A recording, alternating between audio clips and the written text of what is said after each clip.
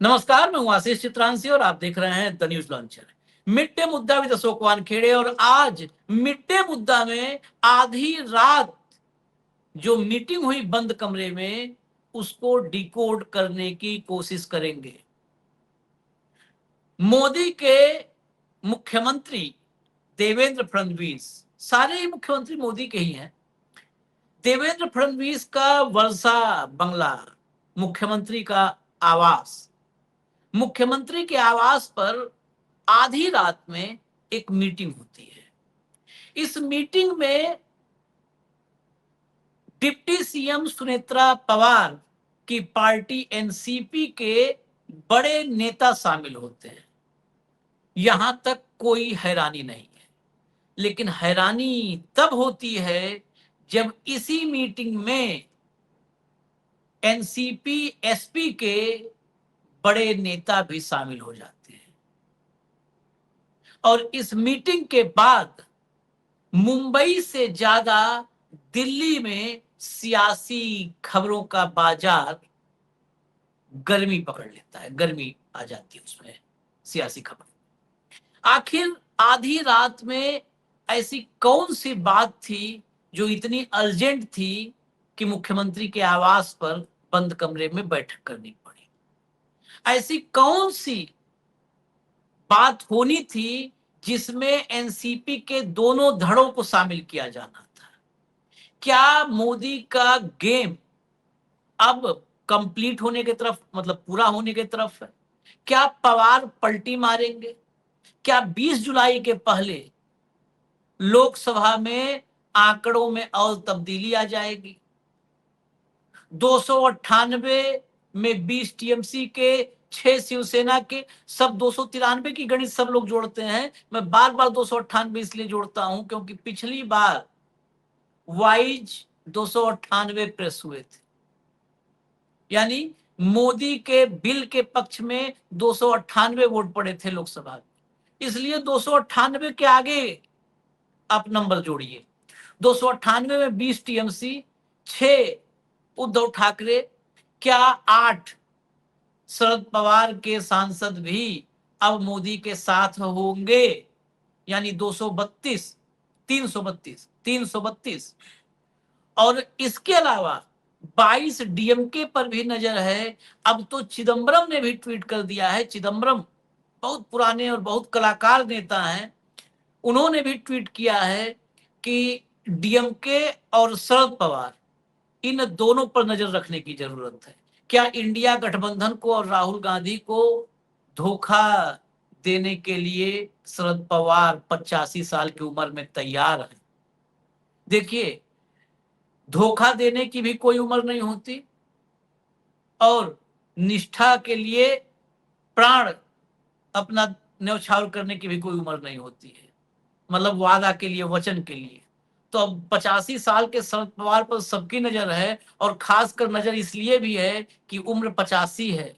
बहुत सम्मान है देश की राजनीति में, लेकिन इस सारे सम्मान के साथ एक स्टेपनी भी पीछे जुड़ी हुई है।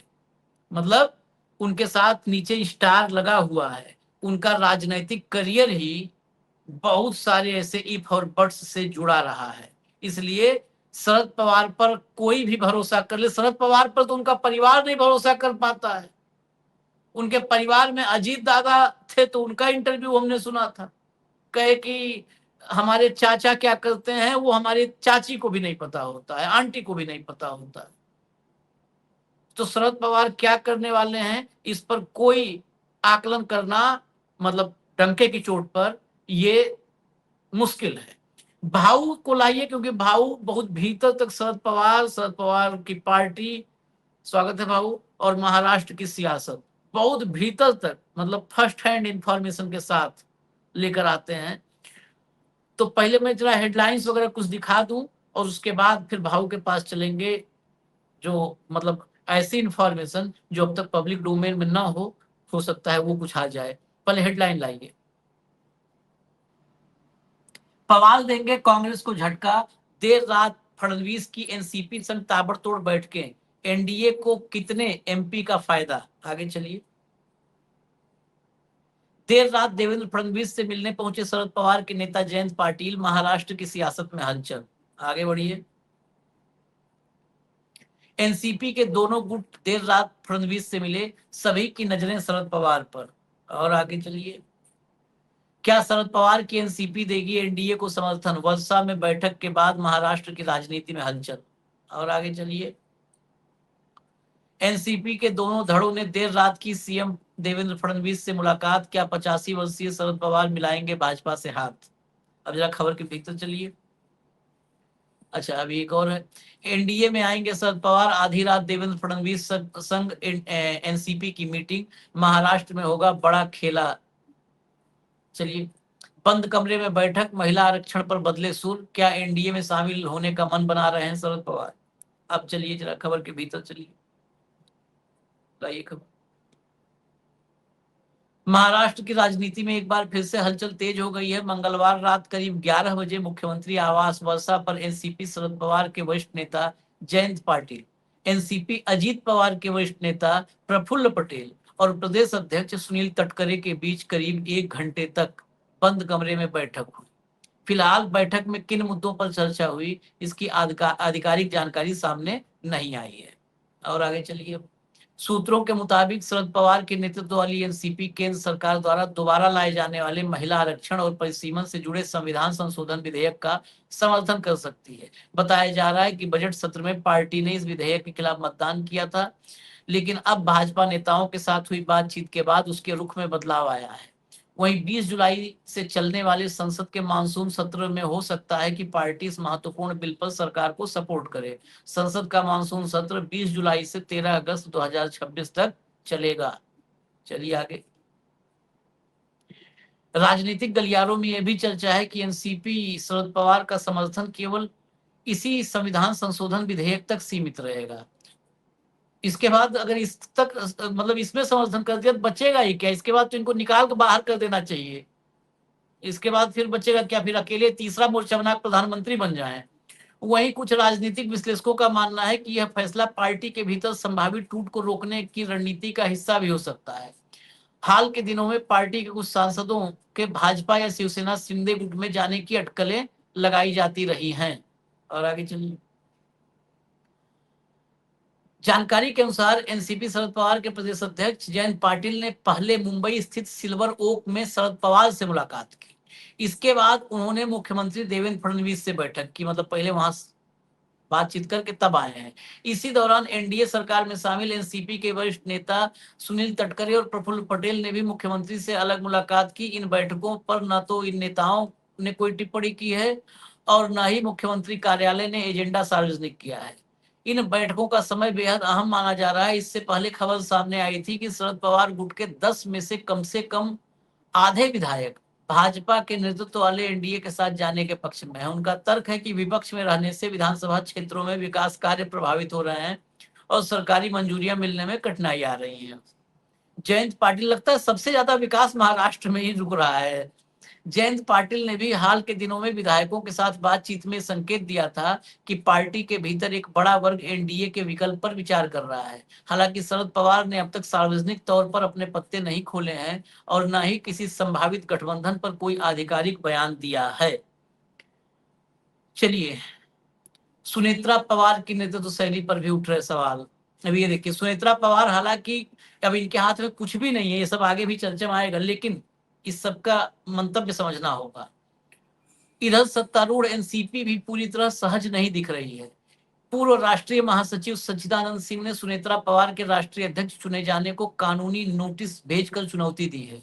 नोटिस में संगठनात्मक चुनाव प्रक्रिया पर सवाल उठाए गए हैं।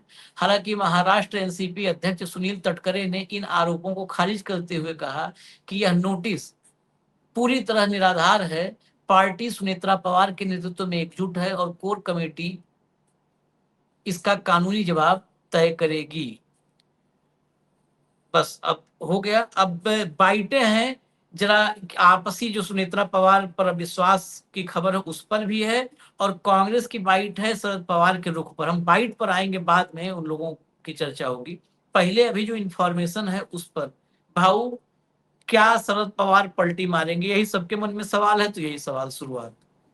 शरद पवार के बारे में हमेशा हमने कहा, शरद पवार की वृद्धावस्था में जिस हिसाब से वो स्ट्रगल कर रहे हैं वो वंदनीय है। लेकिन क्रेडिबिलिटी का सवाल जब भी सवाल शरद पवार पे आता है, तो महाराष्ट्र के नेताओं में सबसे कम क्रेडिबिलिटी वाले नेता शरद पवार हैं। शरद पवार का इतिहास रहा है, शरद पवार के उन दिनों से जब युवा थे तब से शरद पवार हमेशा फ्लिप फ्लॉप करते आए। समय के अनुसार वो तय करते हैं किसके साथ जाना, किसके साथ नहीं जाना। उनके लिए विचारधारा कोई मायने नहीं रखते। वो कई बार कांग्रेस छोड़ के अलग हो गए, कांग्रेस के खिलाफ हो गए, फिर कांग्रेस के साथ हो गए, फिर कांग्रेस में वापस आ गए, फिर कांग्रेस के बाहर गए। कई बार वो शिवसेना के साथ हो गए, शिवसेना से अलग हो गए, फिर उसके बाद बीजेपी को उन्होंने समर्थन किया। देवेंद्र फडणवीस पहली बार मुख्यमंत्री बने और तब शिवसेना, मतलब मैं शरद पवार का नेचर, मैं एक 2 सेकंड मुझे दे देंगे तो क्या शरद पवार है पहले ये समझना होगा, उसके बाद शरद पवार पे हम करते हैं। मैं शरद पवार पे लोगों को जब भी बात होती है तो मैं बोलता हूँ कि 3 इंसिडेंट्स मैं बताता हूँ। पृथ्वीराज चौहान मुख्यमंत्री थे, पृथ्वीराज चौहान की सरकार चल रही थी, लेकिन आपको आश्चर्य होगा कि पृथ्वीराज चौहान की सरकार से समर्थन शरद पवार ने हटा लिया था। सरकार गिर गई थी, राष्ट्रपति शासन लागू हो गया था। उन्होंने कांग्रेस के साथ सरकार बना के पृथ्वीराज चौहान की सरकार से समर्थन हटा के कांग्रेस को बर्फ में लगा दिया। उसके बाद चुनाव हुए और उस चुनाव में सभी राजनीतिक दल अलग अलग चुनाव लड़े महाराष्ट्र में। जब नतीजे आ गए तो फिर शिवसेना और बीजेपी दोनों साथ में मिलकर चुनाव लड़े, मतलब अलग अलग चुनाव लड़े थे, फिर साथ में बनकर सरकार बना ली। पृथ्वीराज और मुख्यमंत्री पद देवेंद्र फडणवीस को मिला, उनकी शपथ हो गई। उद्धव ठाकरे उप मुख्यमंत्री पद के लिए अड़े हुए थे, दिल्ली ने मना किया था। इसके चलते जब विश्वास का मत जिस दिन लेना था, शिवसेना ने बाइकआउट किया, लगा सरकार गिर गई। उस सरकार को बचाया किसने? शरद पवार ने समर्थन देके सरकार को बचा लिया। उसके बाद में नागपुर अधिवेशन था, नागपुर अधिवेशन में सरकार गिर ही जाती। इसके बीच में एकनाथ शिंदे ही जाके बोला है उद्धव ठाकरे को, यदि हम सरकार में नहीं गए तो पार्टी टूट जाएगी। तो उद्धव ठाकरे को सरकार ज्वाइन करनी पड़ी।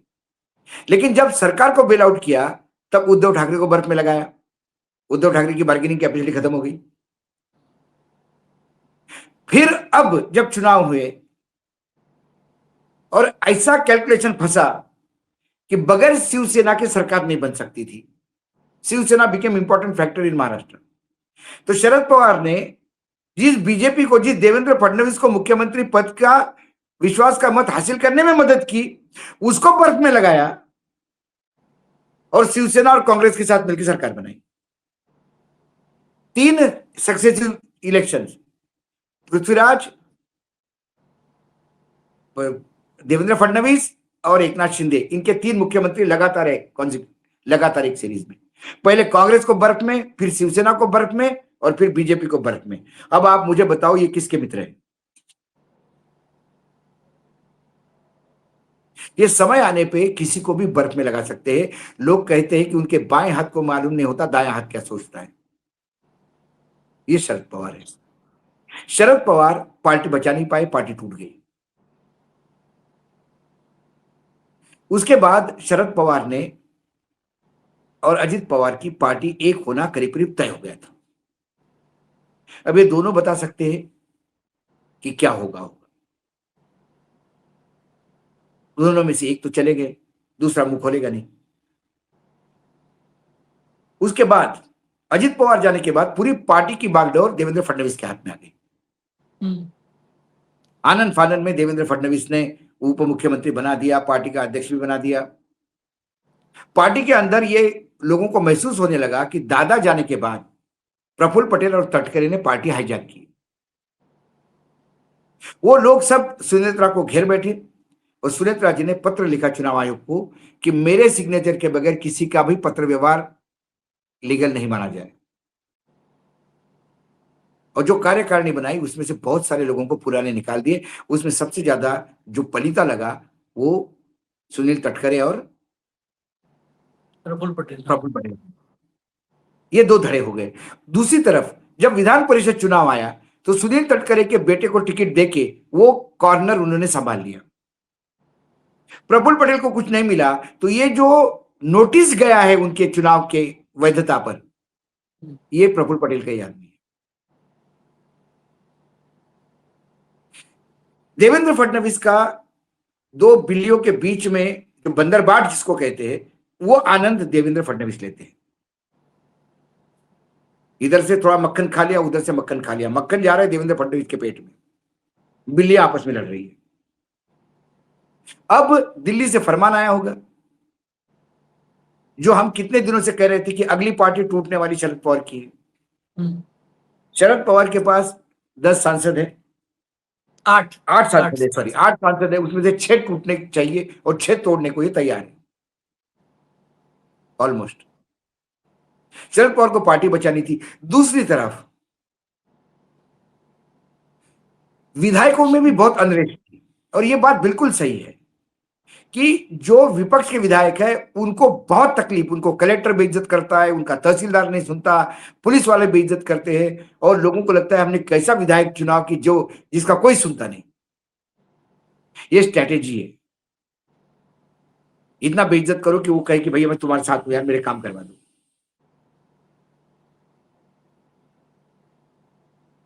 तो उस चक्कर में बहुत सारे विधायक सत्ता में, देखिए शरद पवार हमेशा सत्ता में रहे हैं, कभी कांग्रेस के साथ, कभी किसी के साथ, कभी किसी के साथ।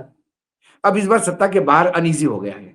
उन लोगों को लगता है कि हम अजित पवार के साथ जाते तो अच्छा रहता, कुछ तो बनते, काम तो होता, ट्रांसफर पोस्टिंग में पैसे तो कमा लेते। बिल्कुल ठट्टन गोपाल है, रोज एटीएम लेके घूम रहे, मशीन दिख ही नहीं रहा है। असली बात ये है, क्षेत्र के हाँ, विकास से ज्यादा असली वो बात तो ये जब है। पहले विकास विकास तो क्षेत्र में कर होगा ना, देते तो आशिक भी समझे नहीं। क्षेत्र का विकास होगा तो टेंडर आएंगे, ठेकेदार तभी आएंगे। अब जो ठेकेदार आता है वो इनको पैसा थोड़ी देता है, वो तो दिल्ली देता है, उनको लोकल विधायक को देना ही नहीं है। यदि विधायक नहीं है तुम्हारी पार्टी का तो क्या कर लेगा विधायक?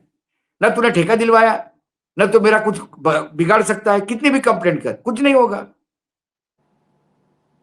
वो मतलब एटीएम लेके घूम रहे, मशीन ही नहीं दिख रहा है इनको, सारी मशीनें उस एरिया में है। तो ये तो तय है। अच्छा, रही जयंत पाटिल की बात, जो जयंत पाटिल हीरो है, अभी आर पाटिल के बेटे रोहित पाटिल बिल्कुल बच्चे हैं, और आर पाटिल की बहुत सारी छवि उसमें दिखाई देती है। शरद पवार ने आर पाटिल के मृत्यु के बाद उस पूरा परिवार को संभाला, उनके पत्नी को चुनाव लड़वाया, जितवाया। पत्नी राजनीति में थी नहीं, उसने एक टर्म निकाली, अगली टर्म अपने बेटे को, तब तक बेटा तैयार हो गया। व्यक्तिगत रूप से भतीजा मानता हूं मैं, मेरा चाचा भतीजा के संबंध है उससे मेरे साथ। वो भी लड़का इतना परेशान हो गया कि वो भी जाके मुख्यमंत्री से बार बार मिलने लगा। अब हर चीज के लिए जब आप सीएम से मिलोगे तो सीएम कहता ही है ना, हमारे सीएम तो बड़े घाघ है इस मामले में। क्या रोहित, कहां फंसे हो, आ जाओ। क्या रोहित, क्या फंसे हो, आ जाओ। एक दिन चला जाएगा। जो थोपटे गए संग्राम, संग्राम थोपटे कांग्रेस में होते हुए कांग्रेस ने संग्राम थोपटे को हाशिए पे रखा, लेकिन संग्राम थोपटे के सब काम सीएम ने पर्सनली किए। संग्राम बड़ा अच्छा लगता था, बोले नहीं सीएम बहुत अच्छे हैं मेरे साथ, मैं जब भी जाता हूं किसी काम के लिए मना नहीं करते। संबंध बन गए, धीरे से संग्राम थोपटे को ले आए बीजेपी में, आ गया संग्राम थोपटे। जो परिवार अकेला पूरा पश्चिम महाराष्ट्र में कांग्रेस का झंडा लेके खड़ा था, चला गया, आखिरी विकेट गिर गया कांग्रेस का। ये लगातार हो रहा है। जयंत पाटिल अभी पार्टी के बड़े नेता है महाराष्ट्र के असेंबली में, बड़े एक्सपीरियंस्ड है, लेकिन जयंत पाटिल तो बाय एक्सीडेंट रह गए बाहर। मैं आपको आप किस्सा बताता हूं, नाम लेके बताऊंगा। गिरीश गांधी एक पुराने पॉलिटिशियन और अभी सोशल सर्विस करने वाले एक व्यक्ति है। सभी राजनीतिक दलों के उनके साथ बहुत अच्छे संबंध है, पर्सनल 1 to 1। सभी उनको जाके चरण छूते हैं, दादा दादा कहते हैं गिरीश गांधी। ये गिरीश जी ने मुझे किस्सा सुनाया। जयंत पाटिल गिरीश जी के पास आके कह रहे थे कि आपके बीजेपी में बहुत सारे लोगों को जानते हो, मुझे बीजेपी ज्वाइन करवा दो। गांधी ने उनकी बात करवाई। उनको जिस दिन ज्वाइन करना था उसके एक दिन पहले अजित पवार ने ज्वाइन कर लिया।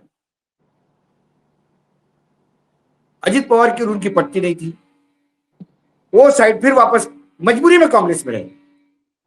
और एक दिन विधानसभा के बाहर जब ये अजित पवार गए, सरकार बनाई वगैरह, पर विधानसभा का सत्र होता तो मैं सत्र में जनरली जाता हूं विधानसभा में 1-2 दिन के लिए। जब बाहर मुझे मिले तो और भाव कैसे, वो हाथ में हाथ पकड़ के, मैंने बोला क्या तय, मैं बहुत सुन रहा हूं आपके बारे में। बोले कंफ्यूज हूं, अभी कुछ नहीं बता सकता।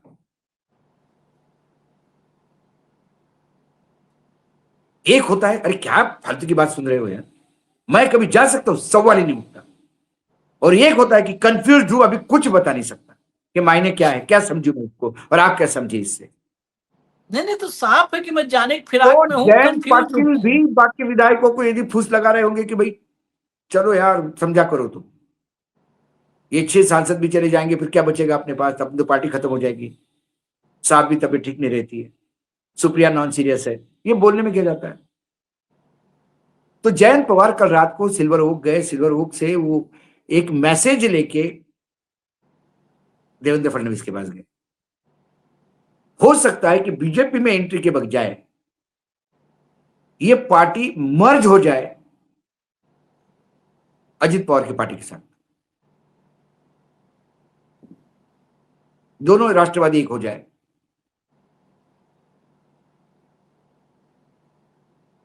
उसमें they will be A part of NDA. वर्तमान में जयंत पाटिल को और एक आध को, रोहित और जयंत को शायद मंत्री पद दे दे राज्य में कहीं,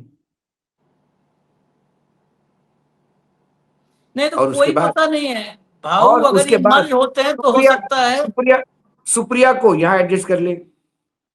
यहाँ एडजस्ट करना। और शरद पवार हैं जिन जैसा इतिहास अभी आपने बताया, कोई हाँ, पता नहीं कि अगला अगला नंबर अगर मर्जर हो गया तो अगला नंबर सुप्रिया पवार का हो, वो सुनेत्रा पवार का।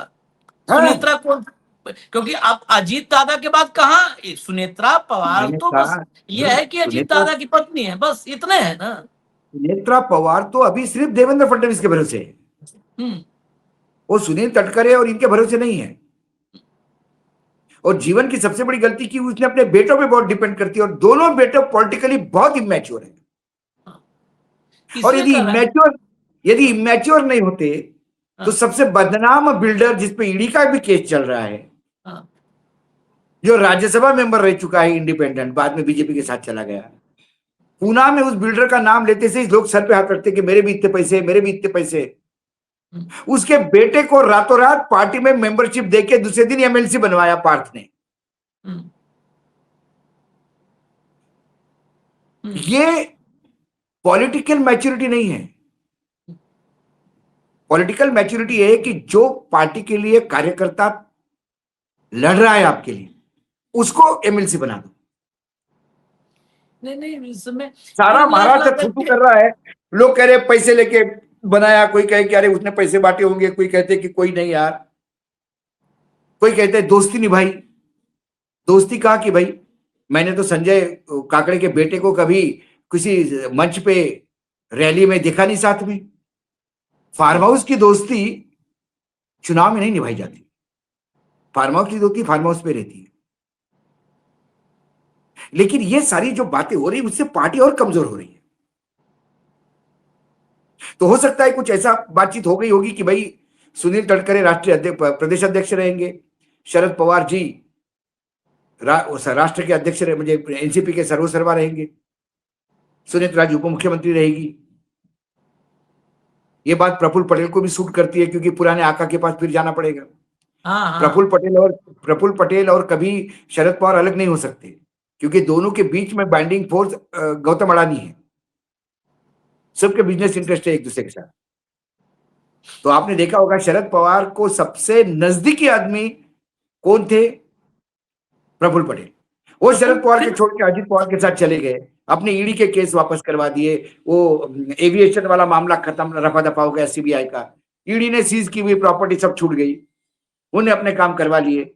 लेकिन शरद पवार ने कभी एक शब्द नहीं बोला उनके खिलाफ,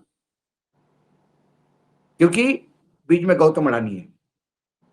गौतम अडानी फैक्टर को अपन नहीं भूल सकते, ये हमेशा याद रखना इन दोनों पार्टियों के बीच में आने में। तो शरद पवार ऑलमोस्ट एनडीए का पार्ट हो गए ऐसा माने तो मान अभी लिया जाए। अभी कोई मुझे नहीं लगता इसमें कोई दो मत है। मान लीजिए जब मीटिंग करवाने लगे, अब मीटिंग करने लगे, कहाँ बात हो रही थी कांग्रेस में विलय की, और कहाँ आधी रात में फडणवीस के बंगले में मीटिंग कर रहे हैं, तो अब इसके बाद और क्या माना जाए। और कांग्रेस में विलय, ये शरद पवार हैं, इस सत्ता के बगैर रह नहीं सकते, उम्र के किसी भी पड़ाव पर हों, तो इसलिए सत्ता इनको चाहिए। इनको पता है कि अभी ज्ञानेश कुमार सत्ता की से बदौलत ज्यादा सत्ता उधर उनको होगी। लगता है कि मेरी बेटी सिक्योर रहे। क्या अगला चुनाव उन्होंने बोल ही दिया, सुप्रिया ने, कि मैं बारामती में किसी पवार के खिलाफ नहीं लड़ूंगी। कल पार्थ पवार उतर गया बारामती में तो क्या करोगी? बुआ और भतीजी भांजे सामने सामने लड़ेंगी क्या?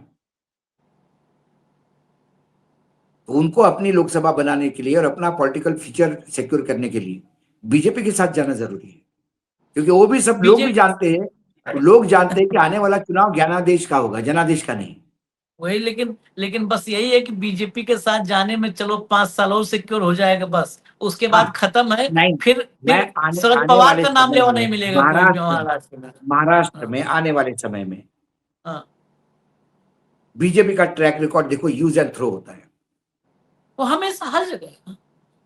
अगला विधानसभा और अगला लोकसभा बीजेपी अपने हिसाब से खेल करेगी, 100%। देगी टिकट देगी। एकनाथ शिंदे को बोलेगी तेरे कितने हैं, 5 है और 6 जोड़ गया, और 5 और 6 11 सांसद है ना तेरे, तेरे 11 सांसद में 2 तेरे, 9 हम देंगे, हाँ, ये तुम्हारे सिंबल पे लड़ेंगे।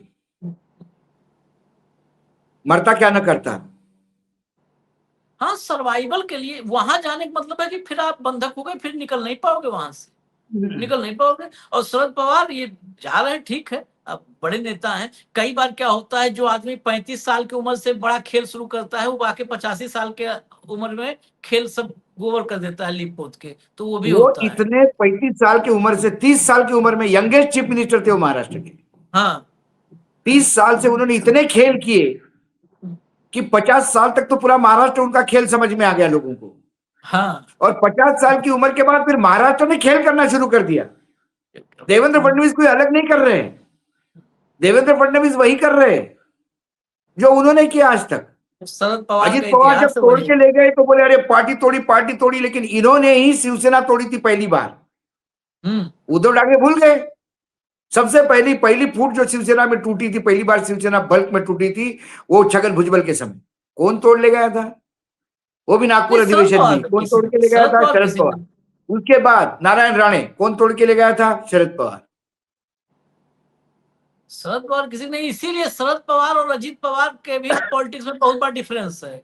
अजीत पवार भी बहुत। इसीलिए गए, शरद पवार के ही खेल के चक्कर में अजीत पवार भी गए। और एक बात बताऊं, मैं अजित पवार नहीं है आज।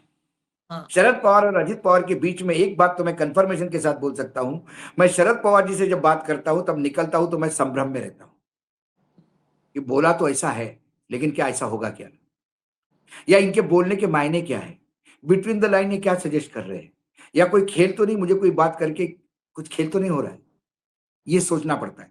अजित दादा के साथ बात करने में ऐसा कभी नहीं था। अजित दादा दिल से बोलते थे, जो है मुंह पे बोलते थे, और चलिए, जो कभी दो उन्होंने बाइट कोई चीज पर बाइटें तो जल्दी जल्दी सुनवा देते हैं। भैया लाओ जल्दी से पहले बाइट सुना दो, ये जो है एक एक करके दोनों। देखिए, मैंने तो लेटर पूरा पढ़ गया है। राष्ट्रवादी कांग्रेस पार्टी का प्रदेश अध्यक्ष के नाते मैंने इतना कहना चाहता हूँ, जो कुछ हमने मीटिंग बुलाई थी पूरी लीगली पार्टी के कॉन्स्टिट्यूशन के मुताबिक ही वो है, और हमारे नेता सुनेत्रा बेनी पवार राष्ट्रीय अध्यक्ष पद पर जो कुछ चुन के आए हैं, पूरा वो कायदेशीर प्रक्रिया करके राष्ट्रवादी कांग्रेस पार्टी के नेशनल एग्जीक्यूटिव ने उनको चुना है। सर, क्या पार्टी में किसी प्रकार का कोई विवाद है अब तक जिस प्रकार से लेटर सामने? बिल्कुल कोई नहीं। कोई एक कार्यकर्ता कुछ सवाल उठाता है, इसका मतलब ये नहीं होता है कि पार्टी में कुछ विवाद है। पार्टी के हमारे नेशनल प्रेसिडेंट सुनेत्रा बेनी पवार के नेतृत्व में पार्टी पूरी ताकत से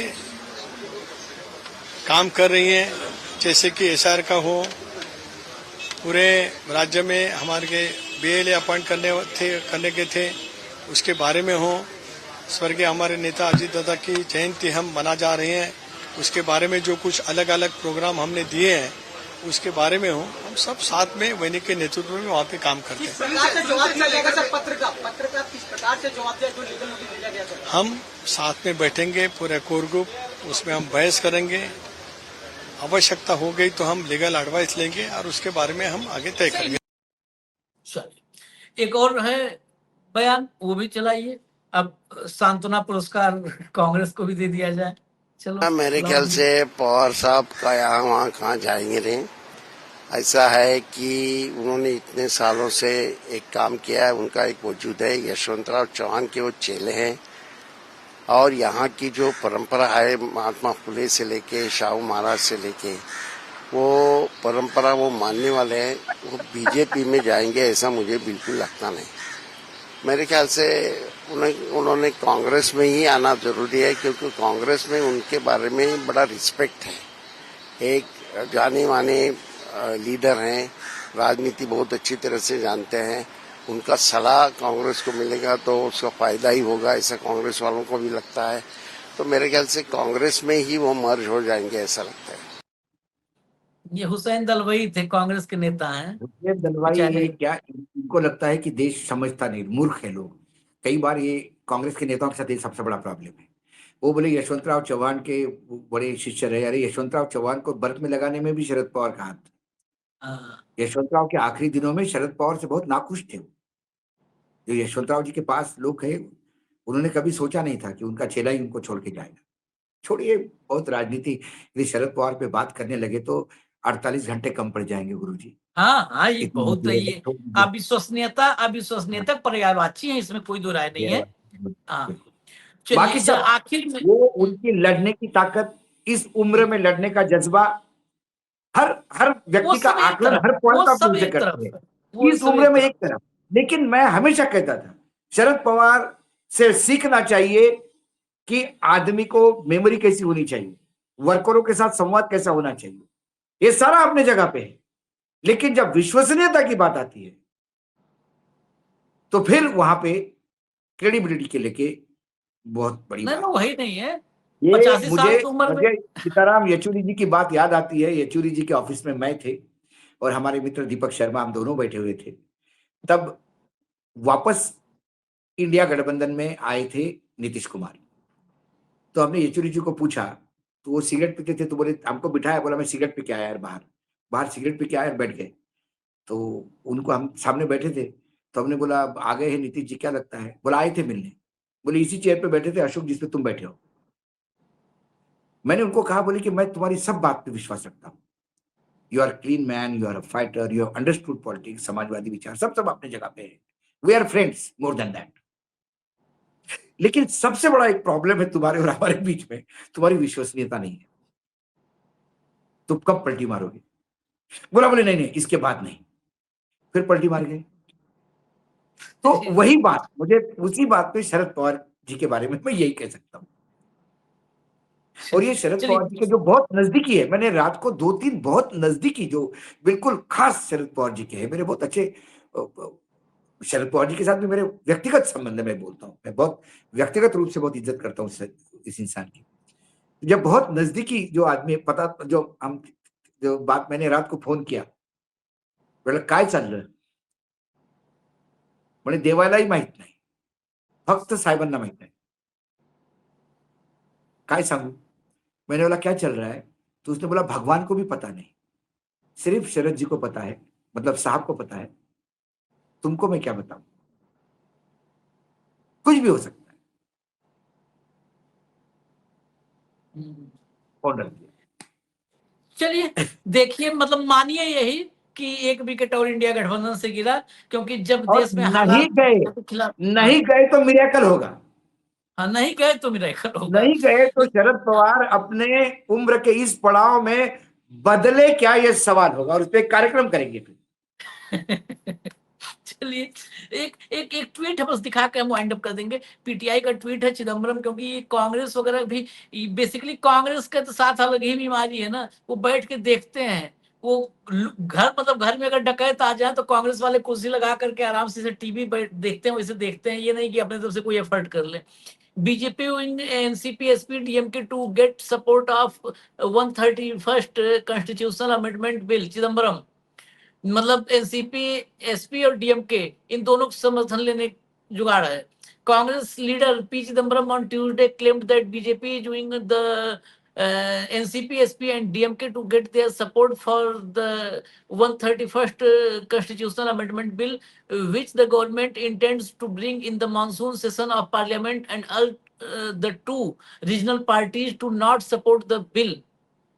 चिदम्बरम उनसे निवेदन कर रहे हैं कि बिल, चिदम्बरम क्या है, वो निवेदन कर रहे हैं कि सपोर्ट न करिए बिल को डीएमके से। और वो कांग्रेस की तरफ से इस पर क्या हो रहा है, कोई बातचीत हो रही है, कांग्रेस कुछ इनिशिएट कर रही है, कहीं कोई खबर नहीं होगी, सन्नाटे में बैठे। और जिसको जाना है, कांग्रेस बेसिकली अब जो है ना वो उसमें आ गई है संन्यास भाव में। सन्यासी होते हैं ना, कोई फर्क नहीं होता है कौन मर रहा है, कौन जीवित है, कौन आ रहा है, कौन जा रहा है। संन्यास भाव, जाओ जिसको जहां जाना है, हम बैठ करके देख रहे हैं, हम तमाशा।